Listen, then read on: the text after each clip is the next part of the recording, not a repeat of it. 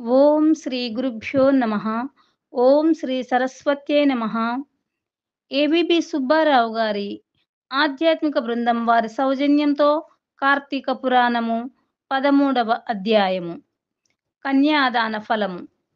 ఓ జనక చక్రవర్తి, కార్తీక మాసములో ఇంకను విధిగా చేయవలసిన ధర్మములు చాలా యున్నవి. వాటిని వివరించెదను. సావధానుడవై ఆలకింపుము. కార్తీక మాసంలో నదీ స్నానము ముఖ్యము. దానికంటే ఒక పేద బ్రాహ్మణుని కుమారునకు ఉపనయనము చేయుట ముఖ్యము. ఒకవేళ ఉపనయనమునకు అగు ఖర్చు అంతయు భరింప శక్యము కానప్పుడు మంత్రాక్షతలు, దక్షిణ తాంబూలాది సంభావనలతో తృప్తిపరిచినను ఫలము కలుగును.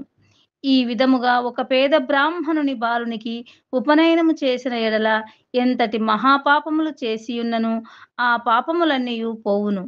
ఎన్ని నూతులు తటాకములు త్రవ్వించినను పై చెప్పినట్లుగా ఒక బ్రాహ్మణ బాలునికి ఉపనయనము చేసినందువలన వచ్చు ఫలమునకు సరితూగవు. అంతకన్నా ముఖ్యమైనది కన్యాదానము. కార్తీక మాసమందు భక్తి శ్రద్ధలతో కన్యాదానము చేసిన ఎడల తాను తరించుటయేగాక తన పితృదేవతలను కూడా తరింపచేసిన వాడగును. ఇందులకొక ఇతిహాసం కలదు, చెప్పెదను, శ్రద్ధగా ఆలకింపుము. సువీర చరిత్రము. ద్వాపర యుగంలో వంగదేశంలో గొప్ప పరాక్రమవంతుడు, శూరుడు అయిన సువీరుడను ఒక రాజు ఉండెను. అతనికి రూపవతి అను భార్య కలదు. ఒకసారి సువీరుడు శత్రురాజులచే ఓడింపబడిన వాడై భార్యతో అరణ్యమునకు పారిపోయి ధనహీనుడై నర్మదా నదీ తీరమందొక పర్ణశాలను నిర్మించుకొని కందమూల ఫలాదులను భక్షించుచు కాలము గడుపుచుండెను. కొన్ని రోజులకు అతని భార్య ఒక బాలికను కనెను. ఆ బిడ్డను అతి గారాభముతో పెంచుచుండిరి. క్షత్రియ వంశమందు జన్మించిన ఆ బాలికను ఆహారాది సదుపాయములు సరిగా లేకపోయినప్పటికీ శుక్లపక్ష చంద్రుని వలె దినదినాభివృద్ధి నొందుచు అతి గారాభముతో పెరుగుచుండెను.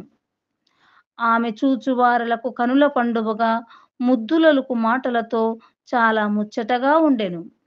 దినములు గడిచిన కొలది బాలికకు నిండు యవ్వన దశ వచ్చెను. ఒక దినము వానప్రస్థుని కుమారుడా బాలికను గాంచి ఆమె అందచందములకు పరవశుడై ఆ బాలికను తనకిచ్చి పెండ్లి చేయమని ఆ రాజును కోరెను.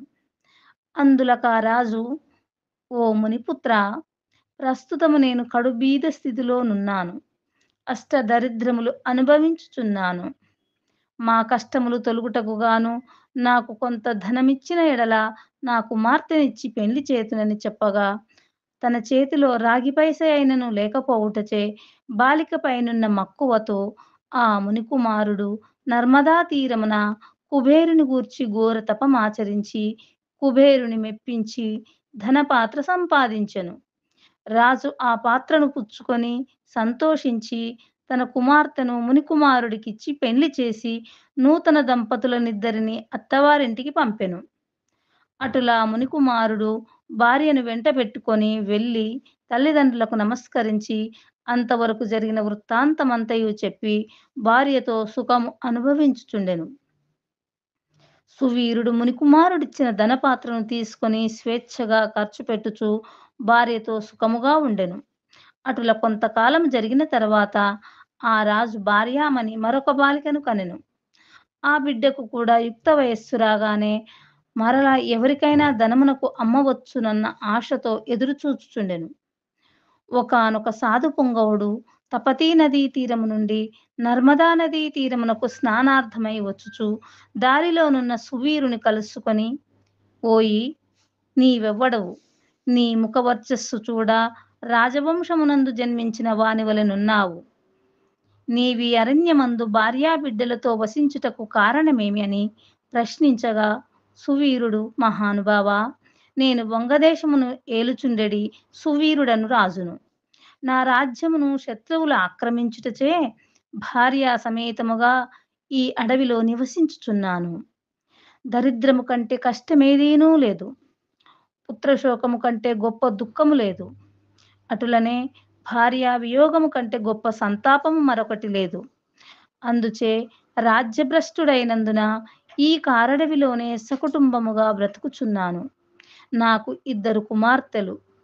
అందు మొదటి కుమార్తెను ఒక మునిపుత్రునికిచ్చి వాని వద్ద కొంత ధనము పుచ్చుకుంటిని. దానితోనే ఇంతవరకు కాలక్షేపము చేయుచున్నాను అని చెప్పగా, ఓ రాజా! నీవు ఎంతటి దరిద్రుడవైనను ధర్మ సూక్ష్మములాచరింపక కన్య నమ్ముకొంటివి. కన్యా విక్రయము మహాపాతకములలో ఒకటి. కన్యను విక్రయించిన వారు అసిపత్రవనమను నరకమును అనుభవింతురు. ఆ ద్రవ్యములతో దేవముని, పితృదేవత ప్రీత్యర్థము ఏ వ్రతము చేసినను వారు నశింతురు. అదీనుగాక కన్యా విక్రయము చేసిన వారికి పితృదేవతలు పుత్ర సంతతి కలగకుండా శపింతురు. అటులనే కన్యను ధనమిచ్చుకొని పెండ్లాడిన వారు చేయు గృహస్థ ధర్మములు వ్యర్థమగుటయే కాక అతడు మహానరకమును అనుభవించును. కన్యా విక్రయము చేసిన వారికి ఎట్టి ప్రాయశ్చిత్తము లేదని పెద్దలు ఒక్కానించియే యున్నారు. కావున రాబోయే కార్తీక మాసమున నీ రెండవ కుమార్తెను నీ శక్తి కొలది బంగారు ఆభరణములతో అలంకరించి సదాచార సంపన్నునకు ధర్మబుద్ధి గలవానికి కన్యాదానము చేయుము. అటుల చేసిన ఎడల గంగా స్నానము నరించిన ఫలము, అశ్వమేధ యాగము చేసిన ఫలమును పొందుటయేగాక మొదటి కన్యను అమ్మిన దాని పాప ఫలము కూడా తొలగిపోవును అని రాజునకు హితోపదేశము చేయగా, అందుక రాజు చిరునవ్వు నవ్వి, ఓ మునివర్యా! దేహ సుఖము కంటే దాన ధర్మముల వలన వచ్చిన ఫలము ఎక్కువ. తాను బ్రతికుండగా భార్య బిడ్డలతోనూ సిరి సంపదలతోనూ సుఖముగా ఉండక చనిపోయిన తరువాత వచ్చేది ఏదో మోక్షము కొరకు ప్రస్తుతమున్న అవకాశమును చేతులారా జార విడవమంటారా? ధనము, బంగారము కలవారే ప్రస్తుతము లోకములో రాణింపగలరు. కానీ ముక్కు మూసుకొని, నోరు మూసుకొని బక్క చిక్కి శల్యమయ్యున్న వారిని లోకము గుర్తిస్తుందా? గౌరవిస్తుందా? ఐహిక సుఖములే గొప్ప సుఖములు. కాన నా రెండవ కుమార్తెను కూడా నేనడిగినంత ధనం ఎవరిత్తురో వారికే ఇచ్చి పెండ్లి చేయుదును. కానీ కన్యాదానము మాత్రము చేయను అని నిక్కచ్చిగా నుడివెను. ఆ మాటలకు సన్యాసి ఆశ్చర్యపడి తన దారిన తాను వెడలిపోయెను. మరికొన్ని దినములకు సువీరుడు మరణించెను. వెంటనే యమభటులు వచ్చి వానిని తీసుకుని పోయి యమలోకములో అసిపత్రవనమను నరక భాగమున పడవేసి అనేక విధములుగా బాధించిరి. సువీరుని పూర్వీకుడైన శృతకీర్తి అను రాజు ధర్మయుక్తంగా ప్రజలను పాలించి ధర్మాత్ముడై మృతి చెందిన పిమ్మట స్వర్గమందు సర్వ సౌఖ్యములు అనుభవించుచుండెను. సువీరుడు చేసిన కన్యా విక్రయము వలన ఆ శృతకీర్తిని కూడా యమకింకరులు పాశములతో బంధించి స్వర్గము నుండి నరకమునకు తీసుకుని వచ్చిరి. అంతటా శృతకీర్తి, నేనెరుగున్నంత వరకును ఇతరులకు ఉపకారం చేసి దాన ధర్మాదులు యజ్ఞ యాగాదులు నరించి ఉన్నాను.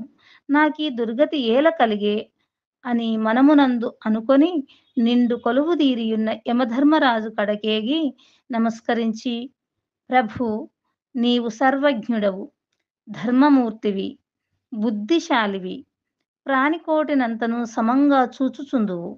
నేనెన్నడూ ఏ పాపము చేసి ఉండలేదు. నన్ను స్వర్గలోకము నుండి నరకమునకు తోడుకొని వచ్చుటకు కారణమేమి? సెలవిండు అని ప్రాధేయపడెను.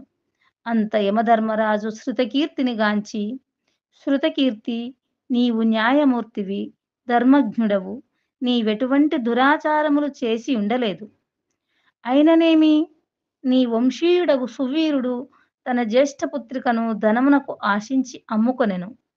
కన్యనమ్ముకునే వారి పూర్వీకులు ఇటు 3 తరముల వారు, అటు 3 తరముల వారును వారెంతటి పుణ్యపురుషులైనను నరకము అనుభవించుటయేగాక నీచ జన్మలెత్తవలసి యుండును. నీవు పుణ్యాత్ముడవనియు ధర్మాత్ముడవనియు నేనెరుగుదును కానా? నీకొక ఉపాయము చెప్పెదను. నీ వంశీయుడగు సువీరునకు మరి ఒక కుమార్తె కలదు. ఆమె నర్మదా నదీ తీరమున తన తల్లి వద్ద పెరుగుచున్నది. నా ఆశీర్వాదము వలన నీవు మానవ శరీరము దాల్చి అచ్చటకు పోయి ఆ కన్యను వేద పండితుడును శీలవంతుడునగు ఒక విప్రునకు కార్తీక మాసమున సాలంకృతముగా కన్యాదానము చేయించుము. అటుల చేసిన ఎడల నీవు నీ పూర్వీకులు సువీరుడు మీ పితృగణములు కూడా స్వర్గలోకమునకు పోవుదురు. కార్తీక మాసములో సాలంకృత కన్యాదానము చేసినవాడు మహాపుణ్యాత్ముడగును. పుత్రికా సంతానము లేనివారు తమ ద్రవ్యముతో కన్యాదానము చేసినను, లేక విధి విధానముగా ఆబోతునకు వివాహమునర్చినను కన్యాదాన ఫలమబ్బును. కనుక నీవు వెంటనే భూలోకమునకేగి నేను తెలిపినట్ల చేసితివేని ఆ ధర్మకార్యము వలన నీ పితృగణము తరింతురు. పోయిరమ్ము అని పలికెను.